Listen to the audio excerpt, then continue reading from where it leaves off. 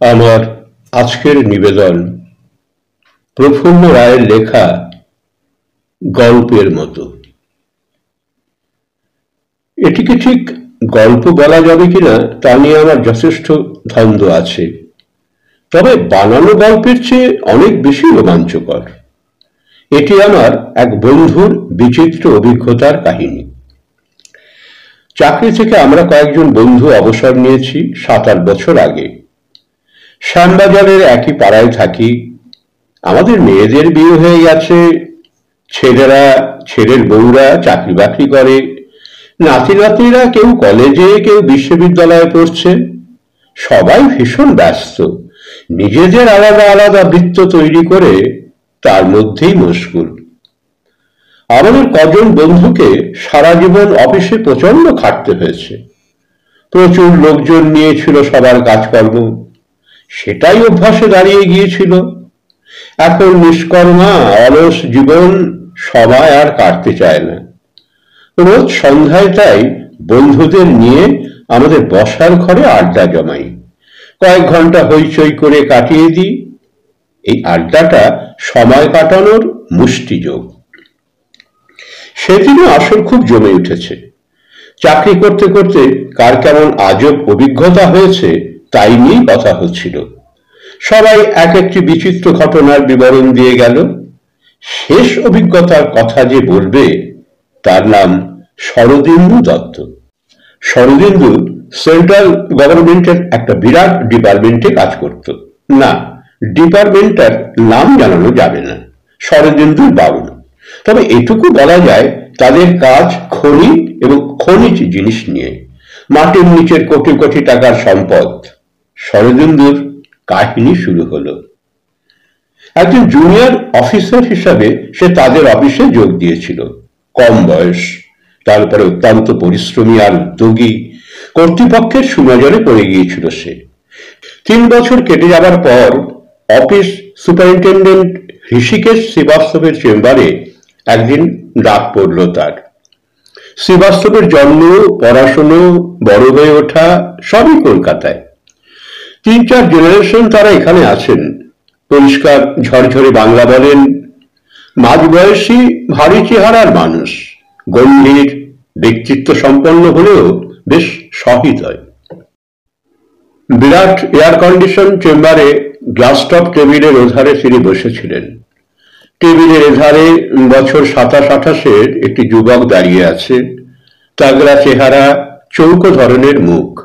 বোঝা যায় সামান্য কিছুদিন আগে মাথা কামানো হয়েছিল, এখন অল্প অল্প চুল গজিয়েছে। গালে কয়েকদিনের দাড়ি, গায়ের রং তামাটে। গেও পরনের ধুতি পরা, তার উপর ডোরা কাটা সবুজ হাফ শার্ট, পায়ে কাঁচা চামড়ার চপ্পল।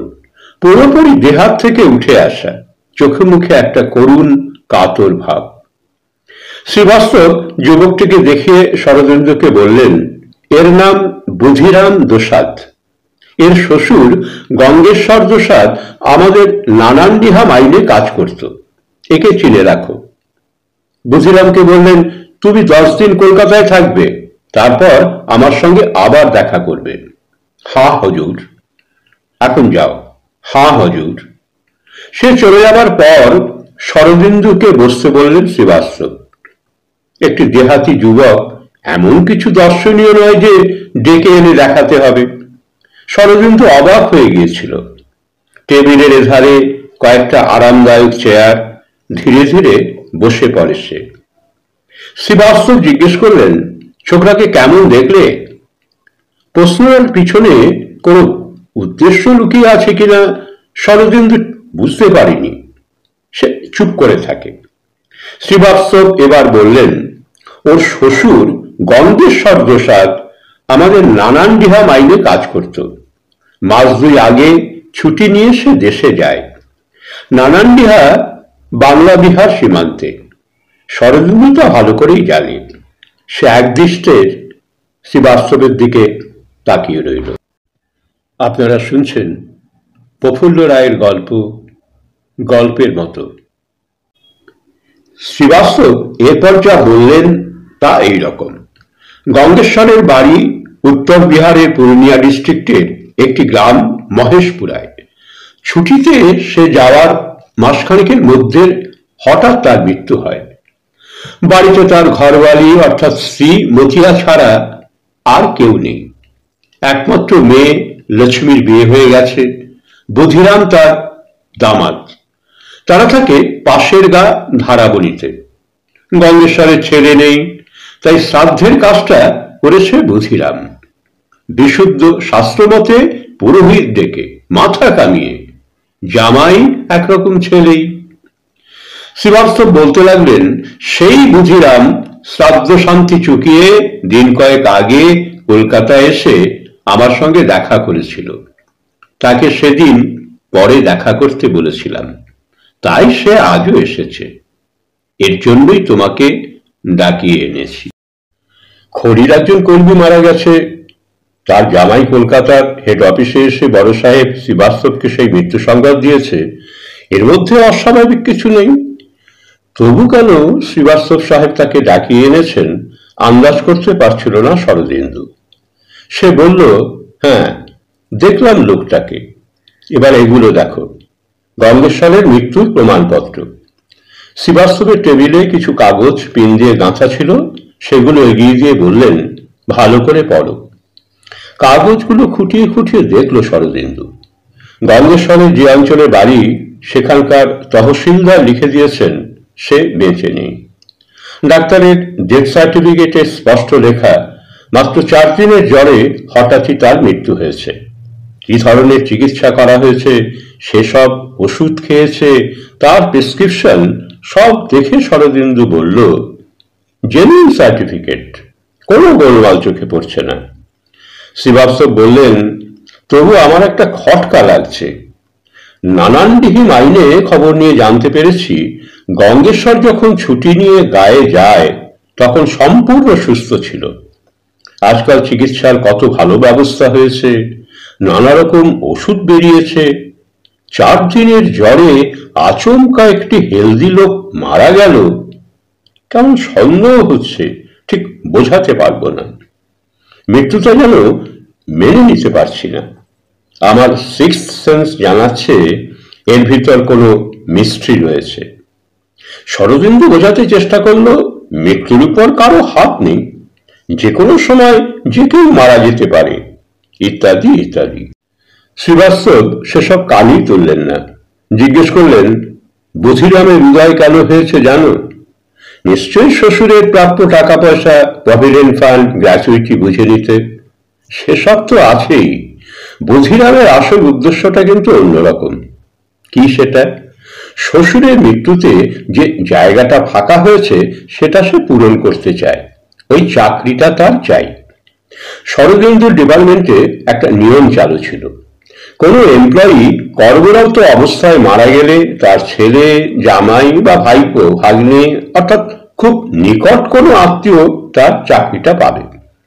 সে বলল, এটা তো লেজিটিমেট ক্লেম, বুধিরাম চাকরি পেতেই পারে, এর আগে আরো অনেকে পেয়েছে। তবু তুমি গোলাপগঞ্জ টাউনে গিয়ে খোঁজ নাও, মৃত্যুর খবরটা কতখানি সঠিক। শ্রীবাস্তবের মাথায় সংশয়টা ফিক্সেশনের মতো আটকে আছে। ও পড়ালার হুকুম, তামিল না করলেই নয়। শরদিন্দু বলল, ঠিক আছে স্যার, কিন্তু গোলাপগঞ্জ যাব কেন? গঙ্গেশ্বরের বাড়ি তো মহেশপুরা গ্রামে। শ্রীবাস্তব বুঝিয়ে দিলেন, গোলাপগঞ্জে ওই এলাকার তহসিলদার চন্দ্রকান্ত পান্ডের দপ্তর, আর যে ডাক্তার ডেথ সার্টিফিকেট লিখে দিয়েছেন সেই ডাক্তার সহায়ের চেম্বারও সেখানেই। খোঁজ নিতে হলে গোলাপগঞ্জেই যেতে হবে। টাউনটা মহেশপুরা থেকে 2 মাইল দূরে। উত্তর না দিয়ে শুনতে লাগলো শরদিন্দু।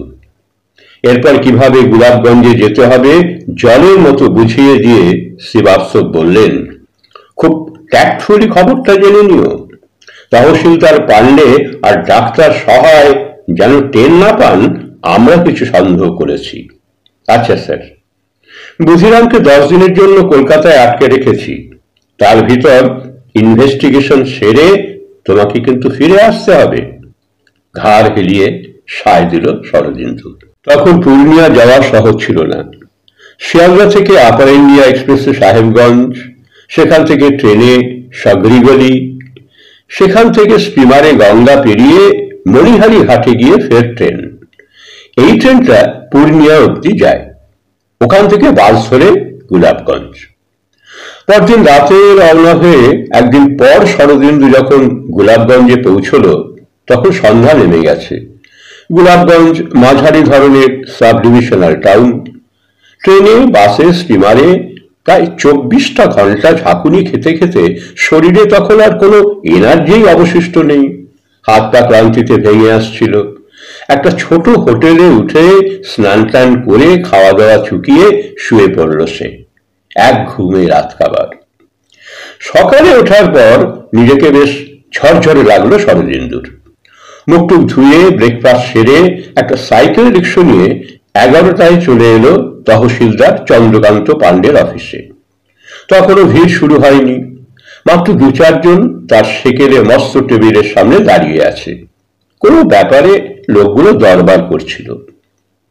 চন্দ্রকান্তর বয়স 55-52, ওজনদার, ভারী চেহারা, কম করে 110-12 কেজি তো হবেই। চিবুকের তলায় চর্বির থাক, গোলাকার মুখ, গোল চোখ, ছোট ছোট করে ছাটা চুল, কিন্তু একগোছা পুষ্ট টিকি আছে মাথার পিছন দিকে, যেটা ডগায় একটা ফুল বাঁধা। পরনে ঢোলা ফুল প্যান্টার শার্ট।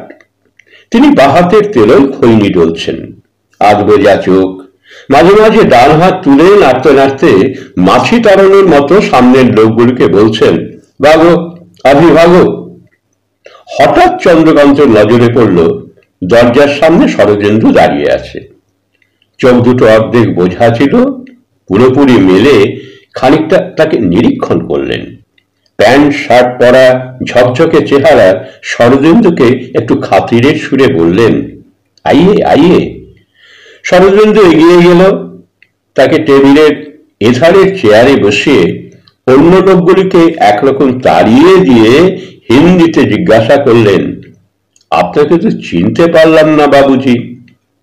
নিজের নাম এবং কলকাতার কোন অফিসে কাজ করে সব জানিয়ে শরদিন্দু বলল, আপনার কাছে একটা জরুরি কাজে এসেছি।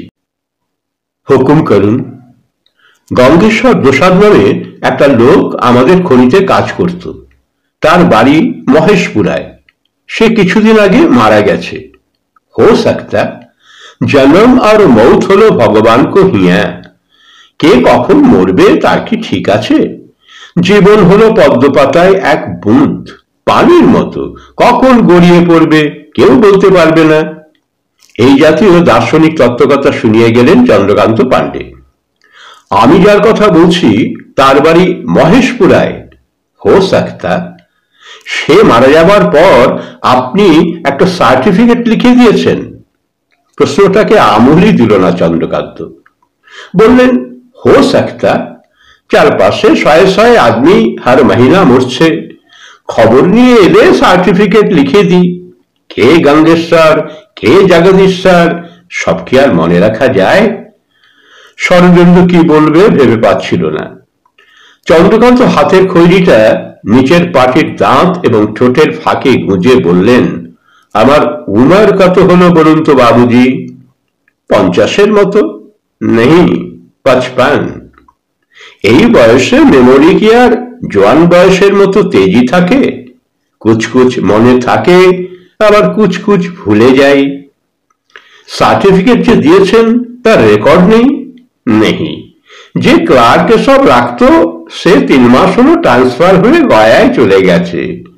তার জায়গায় আর কেউ আসেনি। রেকর্ড কে রাখবে? শরদিন্দু বুঝতে পারল এই লোকটার কাছ থেকে আর কিছু পাওয়ার আশা নেই। সে উঠে পড়ল। নমস্কার, নমস্তে। এতক্ষণ কথা বলে খুব সম্ভব ক্লান্ত হয়ে পড়েছিলেন চন্দ্রকান্ত। এবার পিছন দিকে শরীর হেলিয়ে দিয়ে চোখ বুঝলেন। তহসিলদারের দপ্তর থেকে বেরিয়ে ফের একটা রিক্সা নিল শরদিন্দু। রিক্সাওয়ালাকে ডাক্তার সহায়ের নাম বলতে সে শহরের আর এক মাথায় তার চেম্বারে পৌঁছে দিল। ডাক্তার সহায়ের যে বিপুল পসার রাস্তা থেকেই তা টের পাওয়া যায়।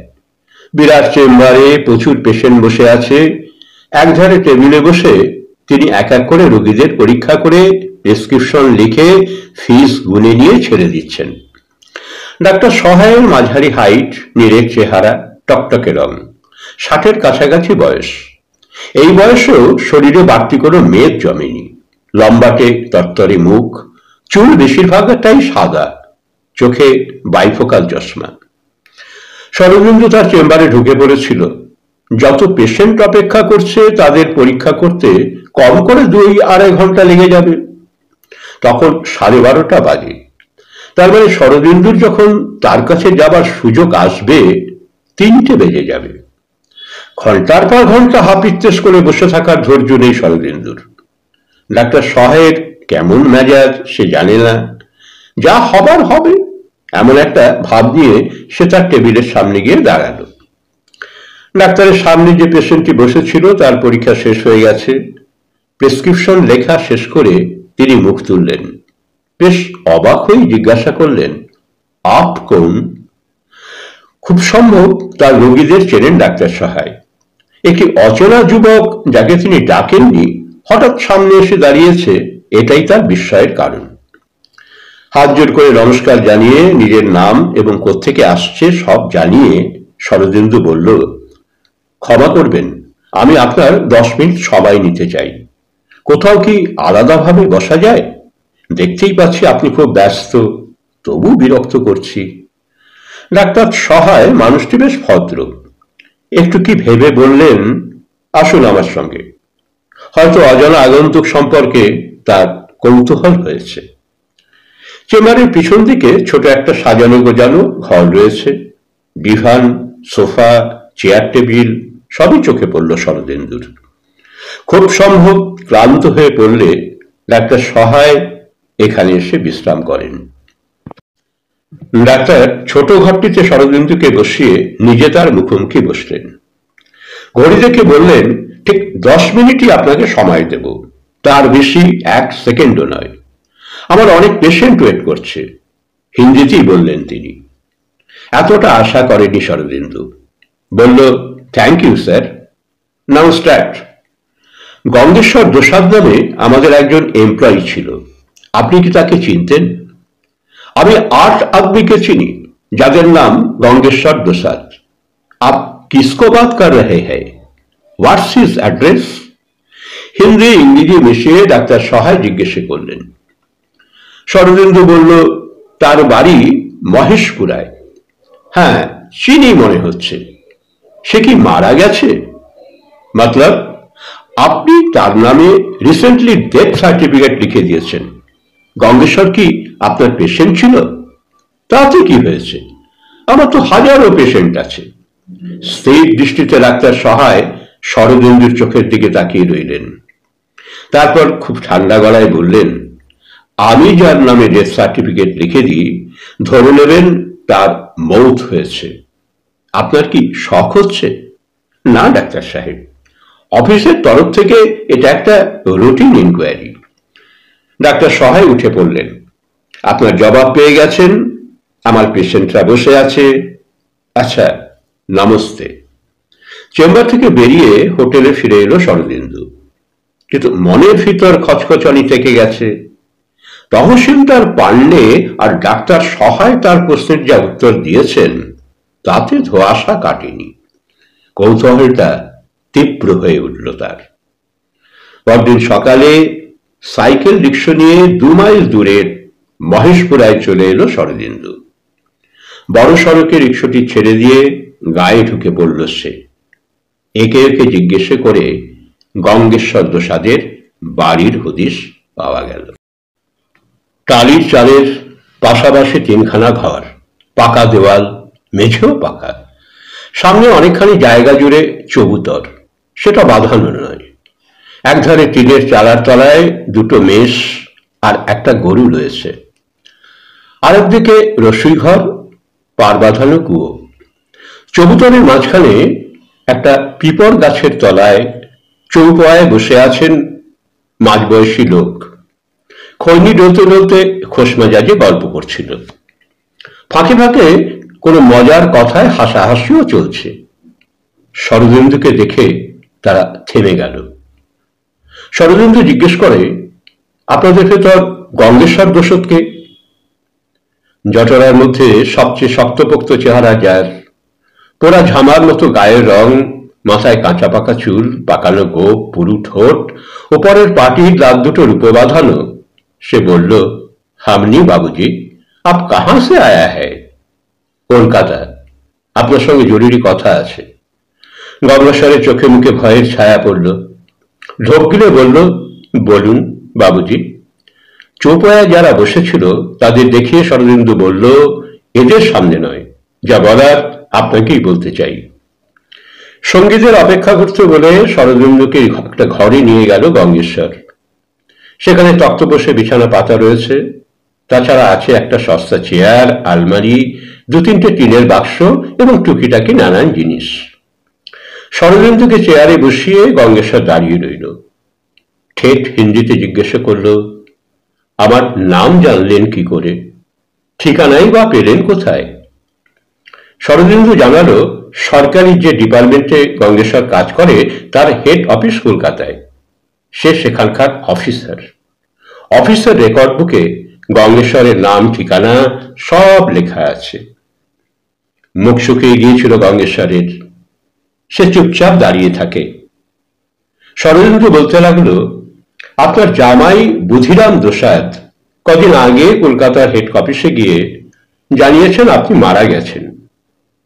এখানকার তহসিলদার আর ডাক্তারের সার্টিফিকেটও জমা দিয়েছে।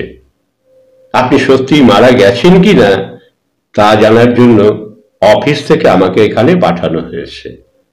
এখন কি বলবেন বলুন। মুখটা এবার রক্তশূন্য ফ্যাকাশে হয়ে যায় গঙ্গেশ্বরের। হুড়মুড় করে সে মেঝেতে ভেঙে পড়ে। দুহাতে শরদিন্দুর পা দুটো আঁকড়ে ধরে কাঁদো কাঁদো গলায় বলতে থাকে, আমার ঝুট মৌতের সার্টিফিকেট জোগাড় করে না দিলে আমার দামাদ সচমুচ আমাকে খতম করে ফেলত। সে বলেছে, বহুত সাল তুমি নকরি করেছ, এবার ওই নকরিটি আমার চাই। শরদিন্দু স্তম্ভিত, বলে কি লোকটা? গঙ্গেশ্বর থামেনি, একটানা বলেই যাচ্ছিল, আমাদের চারপাশের গ্রামের বহুত আদমি নানান ডিহা খনিতে কাজ করত। তল্লাশি চালিয়ে দেখুন তারা জিন্দা আছে। ঝুটা সার্টিফিকেট দিয়ে তাদের ভাতিজা কি ভাঞ্জারা তাদের নকরিগুলো জুটিয়ে নিয়েছে, না হলে ওরা এই দুনিয়ায় টিকে থাকতো না। শরদিন্দুর ভীষণ অস্বস্তি হচ্ছিল। কেউ পা জড়িয়ে ধরে থাকলে সেটা হবার কথাই। উঠুন উঠুন, সে টেনে তুলে গঙ্গেশ্বরকে দাঁড় করিয়ে দেয়। গঙ্গেশ্বর হাত জোর করে কান্না জড়ানো ভাঙা ভাঙা গলায় বলে, আমি বিনতি করতে হয় বাবুজি, আমি যে জিন্দা আছে সে রিপোর্টটা অফিসে দেবেন না, দিলে কয়েকখানায় গিয়ে বাকি জিন্দেগি আমাকে ঘানি টানতে হবে, আমাকে কৃপা করুন। শরদিন্দু কিছুক্ষণ চুপ করে থাকে, তারপর জিজ্ঞেস করে, তহসিলদার আর ডাক্তারের কাছ থেকে সার্টিফিকেট জোগাড় করলেন কি করে? গঙ্গেশ্বর দুই আঙুলে টাকা বাজাবার মুদ্রা ফুটিয়ে বলে, পয়সা খরচা করলে সব মেলে বাবুজি, মৌত ও খরিদ করা যায়। বিবরণ শেষ করে আজকের ৬৮ বছরের বৃদ্ধ অবসরপ্রাপ্ত শরদিন্দু বলল, কলকাতায় ফিরে হৃষিকেশ শ্রীবাস্তবকে রিপোর্ট দিয়েছিলাম, সত্যি সত্যি গঙ্গেশ্বরের মৃত্যু হয়েছে। কি ঠিক করিনি? আমরা সবাই গলা মিলিয়ে সায় দিলাম, ঠিক ঠিক ঠিক। গল্পটি কেমন লাগলো মন্তব্য করে জানাবেন। পরবর্তী গল্প শুনতে গল্প শুনুন চ্যানেলটি সাবস্ক্রাইব করে পাশে থাকুন। ধন্যবাদ।